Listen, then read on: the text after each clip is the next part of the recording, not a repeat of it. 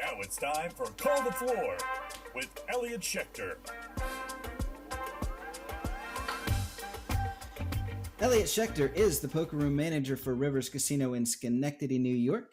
He joins us each week to say how he would rule in situations that come up in your games, and he's back again with us this week. Elliott, how you doing? I'm doing well, nice and refreshed. I'm relaxed. I'm recharged, so I'm raring to go. You had a good, relaxing week away from Annie up, away from the poker room, away from all of the situations that come up. Yep, didn't answer an email or a phone call. It was great. Nice. Well, sorry to bring you back to this, but we've got a couple of interesting ones that have been sent in your absence. So this one that we're going to talk about today, sent in by Frank Brayden, and he's playing in a tournament, it looks like. Blinds are 3,000, 6,000 with a 6,000 big blind ante. The guy in the big blind loses a big pot when he gets all in post flop with aces against a flop set. Dealer does the counts, and the guy with aces covers, but just barely. He has 2,300 left, so 2,300 left. And he's all in on the small blind the following hand. Somehow the action folds all the way around to him, so he and the big blind flip over their hands, and the dealer runs the board. The small blind wins. The dealer gives the small blind his blind, 2,300 from the big blind stack, and 6,000 from the ante. A floor man who was watching then intervened and says that the small blind is not eligible to win the 6K ante because he had less than 6,000 to start the hand, and you can't win more than the total of your stack from any individual player. He goes on to explain that if each player had contributed 500 as an ante or whatever, the small blind would be able to win the antes, but as is, he can win a max of 2,300 total from the big blind, including his ante. A second floorman is called for a ruling, and he agrees. Was this correct? The answer is no. The dealer, the first floor man, if you're listening, you're a dumbass. The second floor man, if you're listening, you're a dumbass too. Now let me explain. The dealer had it correct. He had 23 up. He gets 23 from the blind. He gets the antes. It obviously, from the way it's described, this is an ante first big blind house. Well, the ante is posted before any action is taken or declared. Well, the ante was out there, regardless of what anybody had in their stack at that point. He had 2,300. He gets 2,300 in action from any player active in the hand, which in that case was only the big blind. Oh, well, tough. That's the way it goes. And just because he can't win more than 2,300, or at the start of the hand only had 2,300, that ante is paid by every single player. And while it's only paid once around, it represents everybody putting up an ante every single hand. So right. If he was the small blind, by definition, he had the big blind the previous hand and paid his ante for the entire round. He was entitled to as much action as possible on that 2,300 he had left as he could possibly get. And that includes getting the whole 23 out of the big blind for winning the hand. So the dealer had it right. The dealer did their job and then got overruled by a floor man who didn't know the rules and couldn't apply them correctly. Yeah, that was my first thought, was he had to put that in a hand earlier. So he did put it in. He just didn't have to in that hand. He fulfilled his obligation to the table and to the game by making the antes right. So he's entitled to 100% action on his chips the next hand, which the floor man and his co-floor man prevented for no apparent reason.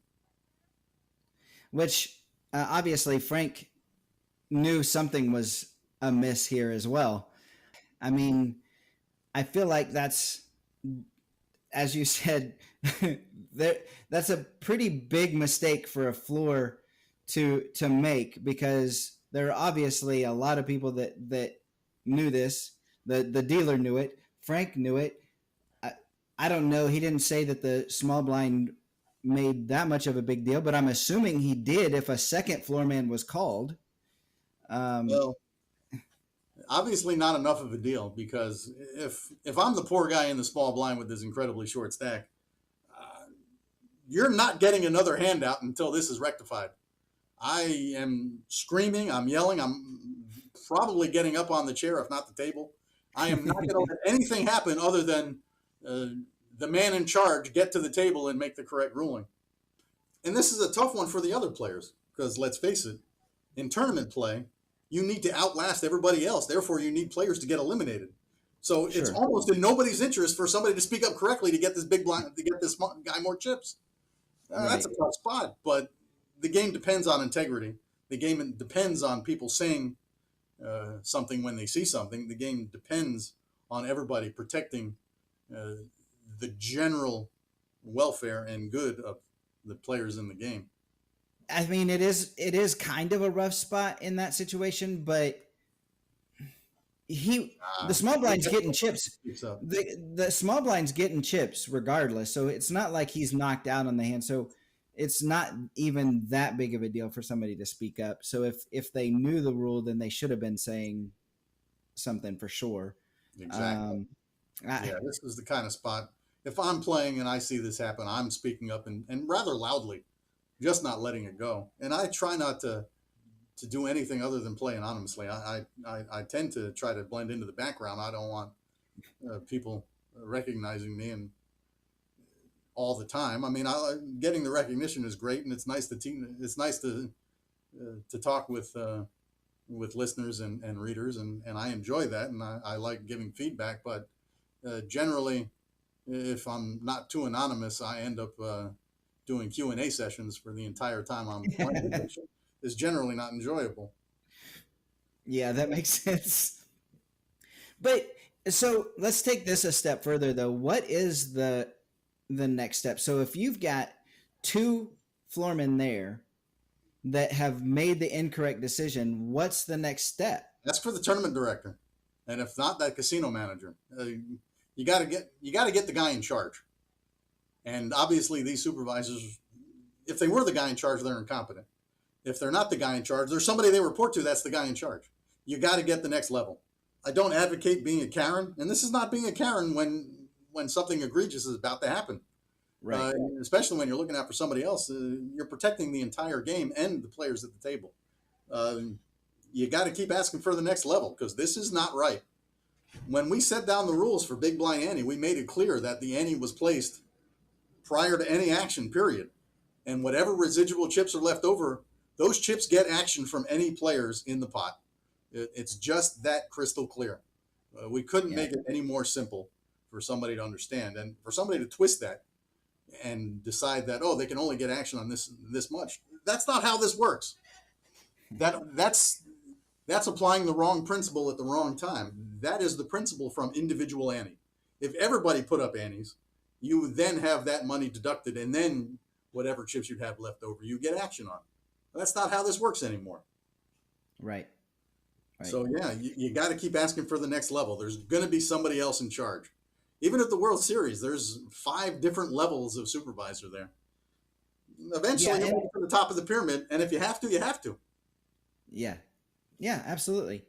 And I think the biggest common sense part of it is, like we said, they had to pay that. It's not that they didn't pay it; they just paid it a hand earlier. Precisely. So, and you're not paying for the round you played; you're paying for the round you're about to play. Yeah, that's how the blinds are defined. Therefore, that's how the Big Blind Ante is defined. So again, you don't play rent free for 6 hands or 7 hands, and then all of a sudden pay fees for the previous. That's not how renting an apartment works. When you rent an apartment, you pay at the beginning of the month for the month you're living in it. You don't pay for the previous month that you already lived in it. You pay for the use of, not for the prior use of, for the future use of. Well, that's exactly how the principle is applied to Big Blind Ante. You're paying for the next round. Well, as we pointed out, he paid his obligation. He gets action on whatever he's got. It's completely unfair otherwise. And I'm Yeah. not an advocate of small blinds getting or small stacks getting an advantage. I'm a very big proponent of big blind ante first before the big blind is posted, which is very, very much against people with short stacks, which is the whole argument in favor of big blind first, not ante first. Well, if you don't want to be short stacked, don't be short stacked. Either play faster or play better. So I'm Right. certainly not sympathetic or empathetic to short stack players. That being said, I am in favor of what's right. And somebody who's paid his obligation, he's earned his action, period. And to take it Right. away from him is horrible. Yeah, absolutely. Frank, I appreciate you sending that in because it was definitely an interesting one. So It's it was. unfortunate that they got it so egregiously wrong, but yeah. So next time that it happens, if you're at the table, then make sure to escalate that to the next level. And if anybody has another call the floor that they would like us to go through, send it to podcast@anteupmagazine.com. Elliott, I appreciate you being here again this week. Great to be here. Thanks a lot.